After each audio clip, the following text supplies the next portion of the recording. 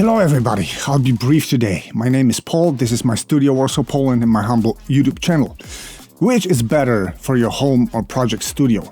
Kali Audio LP-6 second wave or maybe Kali Audio IN-5. The main difference is the low driver size, and Kali IN-5 is a 3-way speaker while Kali LP-6 is a 2-way speaker. We'll test them today. Of course, if you think this audio madness makes any sense, you can always subscribe somewhere here, you can get notified, you can like this vid and comment on it so that we ignite one more discussion. Let's go!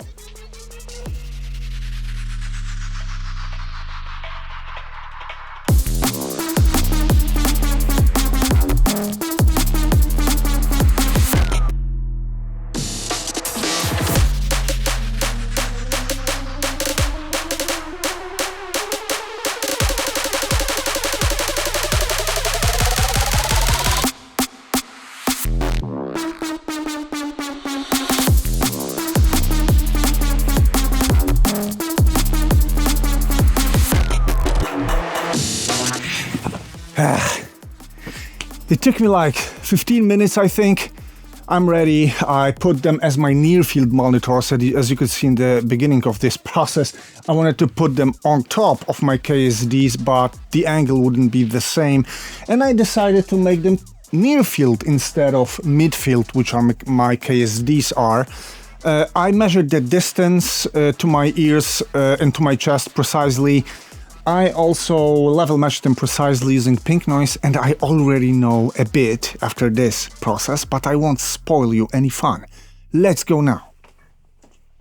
All is hooked up, as I said, and also I've got some official specs info on paper that we can take a look at before we start any listening. Let's start with this. This is the official data sheet for both constructions, and we can learn from that LP-6 second wave is a 2-way construction with 6.5-inch woofer and frequency response plus minus 3 dB, 47 Hz to 21 kHz, which is cool. Max SPL is 115, and system THD is less than 3% at 90 dB SPL. IN-5 is a 3-way construction with a high and mid driver coaxial and a separate woofer, which is 5-inch driver, but it gives us also response of 47 to 21 kHz with same maximum SPL, but I don't have system THD here. Maybe in the manual, less than 2% maximum, so they are, let's say, a bit better in this department than LP-6 and frequency response for both. This is IN-5 and IN-8 both. You can see that they go really quite low, but they have this like shelf, like this fall off, starting somewhere in hundreds, so probably they're not gonna sound same bass rich as LP-6, which looks on paper like this. It's not that even, but maybe some smoothing was applied here, I would suppose. They are bass extended compared to IN-5. Also, there's a dip in the mids, and they are quite flat right in the tops. It's quite the same for IN-5. Maybe they have a very, very slight dip somewhere here at 10K. And I would say that on paper, LP-6 looks actually more linear than IN-5. But this is, of course, only paper. What's also worth mentioning about both speakers is that they got kind of an extended rear control with 8 switches that let you adjust the speakers to your room. And what I did is that I took switches 1, 2, and 3 in the position number 6, which is on a desk close to a wall. This is exactly how they are. They are on my desk, and they are kind of close to the wall, so less than 5 meters. I would say this is around 2 and 1.5, probably. The last thing to check out on paper is the price. This is the price for a pair of LP-6 second wave, which means it's exactly $199 per speaker, while IN-5 is $349 per speaker. So it's almost twice as expensive. Is it worth the price? We'll know very soon. because this is what I'm gonna do now. I did it while reviewing Eve audio speakers, for example. I did it while reviewing Neumann headphones. It was actually a shootout between Shure, Neumann, and Bayer Dynamic. You'll find this video here. It's kind of a popular one on my channel, I think. Guys, and I'll do the same. I'll choose 3 reference tracks. I'll listen in high quality on Tidal, and then I will express my feelings and what I think. And the tracks for today's tests are Massive Attack, Eye Against Eye. I use this track almost always because it gives me amazing info about both low end, mids, and highs. It's all there, also in some separate elements during the song in the arrangement. And yeah, this is what I like, especially that just the beginning lets me take a listen to highs, and then I've got a very deep, very well mixed bass that I know very, very well. The second one is Os Búzios by Ana Moura, my favorite fado artist from Portugal. It's completely different. It's traditional plucked string instruments from Portugal, and it also gives me a lot of insight. It's full of very rich acoustic organic details. And the third one I'll use, again, something totally else. This is the Revenant main theme by Ryuichi Sakamoto and Alvanotto. This is cool because it's very ambiental. It lets me take a look what happens somewhere between the lows and the mids. And it also has got some very gentle details out there, like the wind and the feel of snow sparkling and stuff, and this is also great for referencing things. So I listened to all of them using 2 presets on my RME interface that I created. This is IN-5, this is LP-6, as you can see, and I'll switch between them like this, and I'll share with you what I think very, very soon. Let's go with Massive Attack. 3, 2. Welcome to the machine.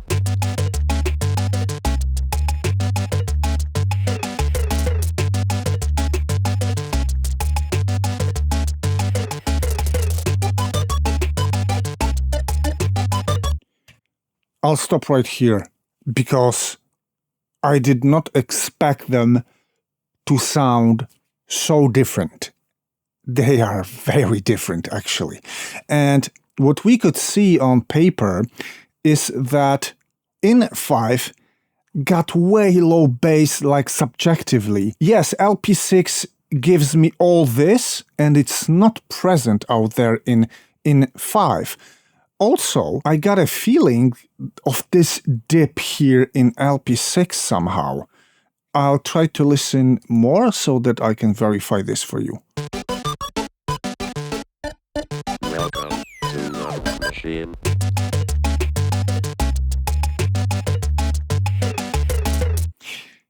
Now there's gonna be a vocal section. Also, what I said I believe is true. Also, what I've noticed is that IN-5 has got more info here. It sounds like a bump compared to LP-6, but I don't believe it's a bump. It's a detail insight, and this probably is this separate mid driver that's coaxial with the high driver, with the tweeter. I've got more insight into the mids, I believe. And they are different, like they are really different. And now comes the vocal section of this track.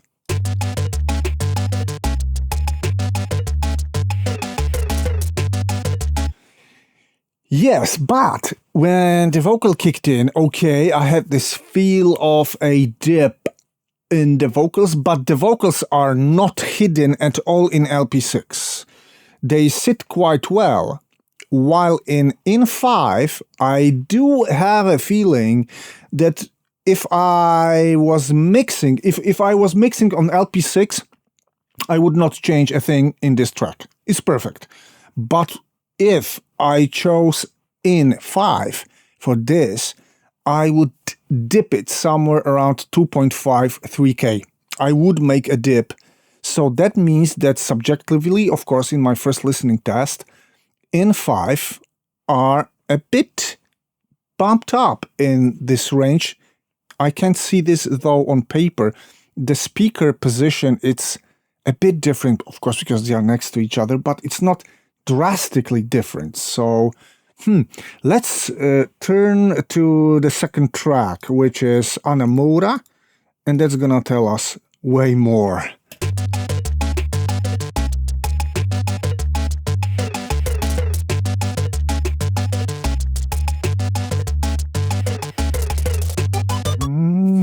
Okay, guys, you know what? They are different and they are both good. I mean, the mix itself in LP6 is there. Maybe now I can feel it's a bit hollow somewhere in the higher even mids, while it's bumped up in higher mids, lower highs in IN-5, but IN-5 gives me amazing insight into the vocals. I don't have this in LP6, that's for sure. And this is the difference. And I'm wondering what would happen if I tried to EQ them a bit so that I maybe even them out somehow. Maybe that's possible. So what I would do for my IN-5. Okay, I'm done with my EQing. I'll show you what I did. I also made them up. I turned them up so I may be able to hear some THD right now. I'm not going to listen for too long that loud. And what I did for EQing is that for my IN-5, I used a low shelf 2.5 decibels starting at 95 with very wide Q so that I tried to compensate the bass. I also made the dip around 3.2 kilohertz. That was this exaggeration I heard. And also I made an additional dip at 320 because they gave me the feel of boxiness. That might be as well my room or the switches at the back or the positioning against LP6. But that worked for me best to make them really balanced, quick. What I did for LP6 is I only used 3.4 bump 2 kilohertz because, yes, they were a bit hollow out there. And I have the feeling that generally LP6 come more balanced. Like it might not be visible in measurements, I don't know, I did not try to measure them in my room, but it is there and probably many users can feel this while unboxing them and placing them. And well, now they sound really very similar, and also I'll check it out on the first mix again, and then on the second mix to tell you what I think.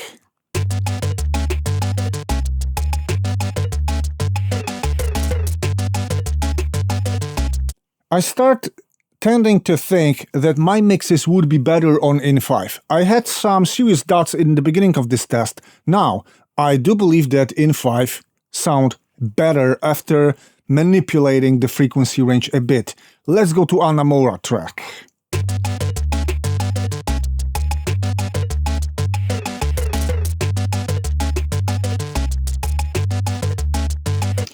Yes, now I can hear this on this very rich organic track.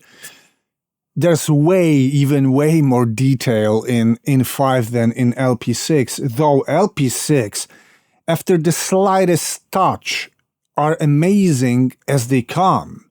So this is the battle between being balanced at the starting point versus being more insightful at the starting point. I like them both a lot right now. I'll move to track number 3 so that I'll test both on something else. Ambiental low mid-range cinematic track.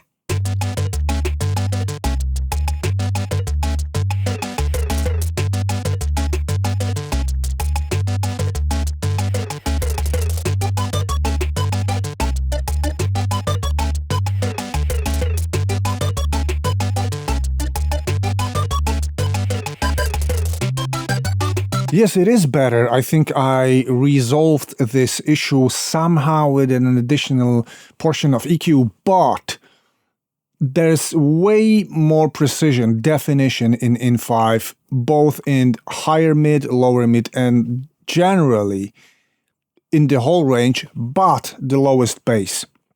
The lowest bass would be easier for me to mix using LP-6. I would have my bass better out there. So maybe that's the choice. If you're an electronic music guy and you don't work with organic vocal live instrument stuff, LP-6 might be for you. IN-5 would be a great choice for cinematic, maybe some game music, film music, and maybe also film mixes, because the mid-range for speech and some Folia effects, for example, it's also important, guys. But I'm thrilled to announce that they are both great. And the surprise for you is that this test is not for no reason.